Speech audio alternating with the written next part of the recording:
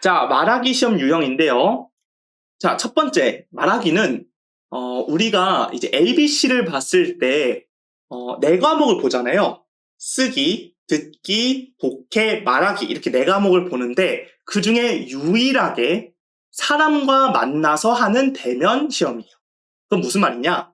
다른 시험들은 물론 쓰기도 내가 쓴 내용에 따라서 점수를 받는 거라서 이제 나의 쓰기를 이제 채점해 주실 선생님에 따라서 점수가 조금씩 달라질 수는 있습니다. 하지만 독해라든지 아니면 우리 듣기 같은 경우에는 시험을 보면 점수가 바로 나오는 시스템이죠. 근데 말하기는 이 분위기에 따라서도 점수가 조금은 달라질 수 있다는 특징을 갖고 있어요. 왜 그러냐면 사람을 직접 만나서 대화를 하고 또 앞에서 나의 이 점수를 채점을 매겨주시기 때문에 얼마나 분위기가 좋고 또 내가 얼마나 리드를 했냐에 따라서 이야기를 조금 못하더라도 고득점을 받는 경우가 다수 있습니다. 그래서 이 3분, 처음에 아이스 브레이킹과 초급 질문에서 내가 얼마나 답변을 잘하냐에 따라서 기본적인 점수가 결정되는 경우가 많아요.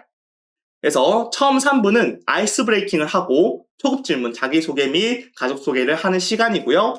그 다음은 중급 질문으로 넘어가서 나에 대해서 좀 더 자세하게, 아까 전에 우리 봤었죠? 좀 더 자세하게 알아보는 질문들을 받게 됩니다. 그리고 나서 마지막은 고급 질문으로 넘어가는데요. 여기서는 이제 사회 문제에 대한 나의 의견 및 가치관을 소개하거나 혹은 나의 의견을 제시하는 식으로 진행이 됩니다. 추가적으로 만약 고급 질문까지 모두 끝냈는데 시간이 남았다. 그럼 뭐 한다 했죠? 맞습니다. 그래프와 사진 묘사까지 진행을 하게 돼요. 근데 이거는 제가 어느 정도 좀 임의로 나눠 놓은 거예요. 왜냐면 이제 말하기 시험 같은 경우에는 사람에 따라서 10분 내내 여기만 하시는 분도 있고 또 들어가자마자 한두 마디 하고 나서 바로 중급, 또 중급 끝나자마자 고급으로 넘어가시는 분도 있어요.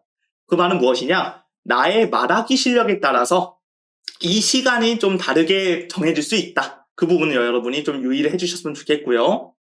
아까 말씀드렸던 것처럼 말하기 시험은 이 분위기가 너무 중요하기 때문에 여러분이 분위기 조성을 잘 할 수 있게끔 그 부분에서도 전략적으로 준비를 하셔야 된다. 예를 들어서 뭐 옷을 어떻게 입는다던가 아니면 우리가 들어갈 때 인사를 얼마나 잘 한다든가 뭐 끝나고 나서 나의 목표, 나의 시험의 목표를 조금 더 이야기하고 나온다던가 다양한 팁들이 있을 텐데요. 제가 이런 팁들은 본 수업에서 진행을 하면서 하나하나씩 알려드리도록 하겠습니다. 자, 그럼 상세 파트를 설명해 드릴게요. 자, 처음에 아이스 브레이킹과 초급 질문은요. 기본적인 질문과 답변을 주고받고 학습자의 기본적인 회화 능력을 평가하고 자신을 소개하는 방식으로 테스트를 진행을 합니다. 자, 이 파트가 너무 중요한 이유가 생각보다 우리가 잘 못하는 게 일상적인 대화예요. 오늘 날씨 어때? 밥은 먹었니? 뭐 타고 왔니? 오늘 시험 어땠어? 이런 일상적인 대화를 생각보다 우리가 많이 어려워하죠. 그래서 이 파트에서 우리가 답변을 잘하면 우리 점수를 굉장히 많이, 초반부터 많이 받아놓고 시작할 수가 있습니다. 그래서 이 파트가 정말 중요한 거고요. 특히 A2 혹은 B1 이 레벨대를 준비하시는 분들은 아이스 브레이킹과 초급 질문 대답만 잘 하셔도 그 점수 받을 수 있습니다. 아까 B1 레벨이 4점이었잖아요. 10점 만점에.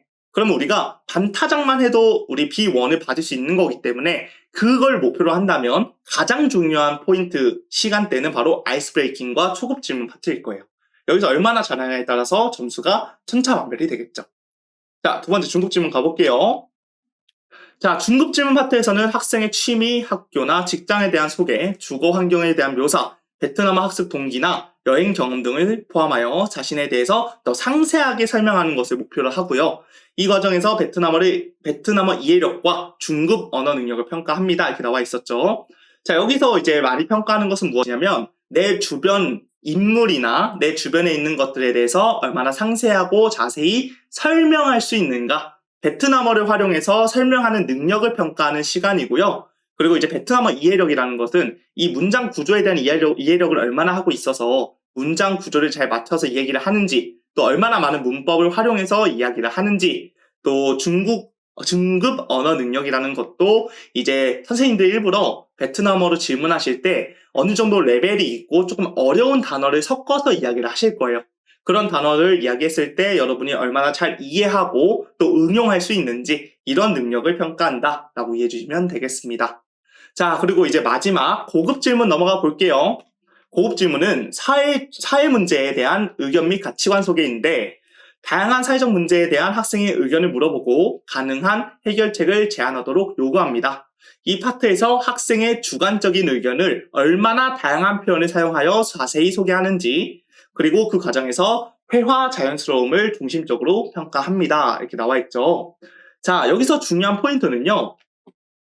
의견을 물어보고 해결책도 제안하도록 한다는 겁니다. 그래서 이제 뭔가 하나의 사회 문제에 대해서 우리가 질문을 받았을 때 그 사회 문제에 대한 나의 의견 그리고 그 문제를 해결할 수 있는 나만의 해결책까지 제안을 해줘야 우리가 이 고급 질문에 대한 답변을 잘 했다라고 볼 수 있겠죠. 이 부분은 우리가 좀 더 논리적으로 나의 의견에 뒷받침될 수 있는 그런 의견들이나 이제 이야기들을 해주는 게 굉장히 중요한데 베트남어로 하려니까 이게 어렵잖아요, 사실은.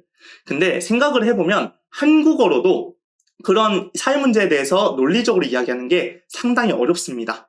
왜냐면 우리가 평소에 그런 이야기들을 많이 해보지 않아서 조금 부담스럽고 어렵게 느끼시는 부분들이 있거든요.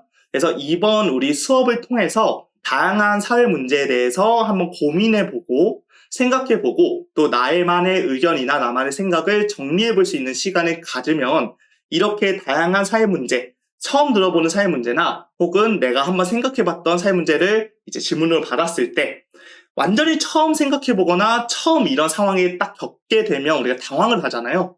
근데 이제 이번 수업을 통해서 우리가 이런 고급 질문들, 사회 문제에 대해서 미리 한번 생각을 해보고 고민을 해봤기 때문에 좀 더 유연하게 답변을 하실 수 있으실 거예요. 자, 이렇게 해서 저희가 이 앞에 고급 질문까지는 내용을 모두 다 완료를 했고요. 그럼 그 다음에 그래프와 사진 설명하기는 대체 무엇인지 제가 좀 간단하게 안내를 해드릴게요. 그래프와 사진 설명하기는요. 모든 학생에게 요구되진 않습니다. 제한된 시간 내에 고급 질문을 완료한 학생들에게 제공되고 1분의 준비 시간 후에 학생은 제공된 그래프 혹은 이미지를 약 1분 동안 자세히 묘사하고 이미지를 통해 파악할 수 있는 정보를 설명하는 테스트입니다. 자, 무슨 말이냐면 그래프나 이미지를 제가 받았어요. 받으면 1분 동안 이 그래프나 사진을 보고 무엇을 설명할지 정리를 쭉 하셔야 됩니다. 그리고 그 다음 1분 동안 선생님에게 이 그래프 사진을 설명을 해드리면 되겠죠. 꼭 이 그래프나 사진을 안 보고 계신 분들에게 설명을 하는 것처럼 아주 자세하게 설명을 해주시면 되는데요. 이것은 이제 우리 마지막 강의 24강을 보시면 제가 아주 자세하게 설명을 해두었어요. 그래서 그 내용을 보시면서 여러분이 정리를 하고 어떤 식으로 이야기를 해야겠다 패턴을 정리해 두시면 정말 쉽게 그래프와 이미지 소개를 하실 수 있으실 겁니다. 그래서 우리 만약에 C1이나 C2를 준비하시는 분들이 계시다면 이 24강까지 꼭 내용 공부해 주시고 마지막에 이 이미지와 그래프 내용, 설명 내용도 학습을 하셔서 시험에 응시를 해주시면 되겠습니다. 자, 이렇게 해서 오늘 오리엔테이션 제가 내용을 좀 더 자세하게 잘 설명을 하고 싶었는데 이게 잘 전달이 됐는지 모르겠습니다. 제가 1강부터 오늘 강의부터 24강까지 정말 열심히 여러분이 이 ABC 시험을 준비하는데 불안 요소가 없게끔 최선을 다해서 알려드릴 거니까요. 우리 2강, 이 다음 강의부터 편지 내용부터 차근차근 하나씩 함께 공부해보면 좋을 것 같습니다.